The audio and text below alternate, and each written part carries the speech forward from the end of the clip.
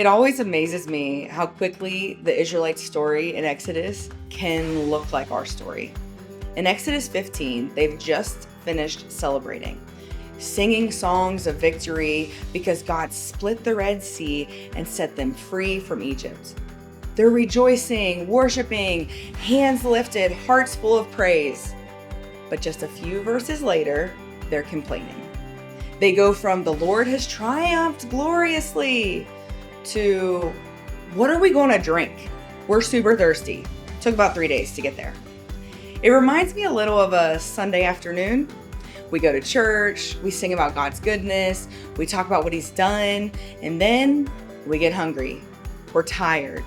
It's been a long week, and suddenly that same heart that was full of praise gets real frustrated when the drive-through line just isn't moving fast enough, or when the waiter isn't as quick as we'd like for them to be, or when the grocery store feels like absolute chaos.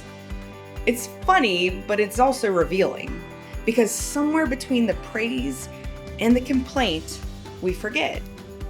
We forget that the same God who showed up in worship still walks with us through wilderness. That's exactly what happened with Israel. After their celebration, Moses led them into the desert of Shur.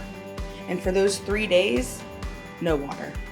When they finally found some, it was bitter, and the people did what we so often do. They complained. They turned against their leader. But Moses, instead of joining the complaints, he turned to God. And God, in His mercy, provided. He showed Moses a piece of wood, and He told him to throw it into the water, and the water became sweet, drinkable. And in that moment, God revealed something powerful about Himself.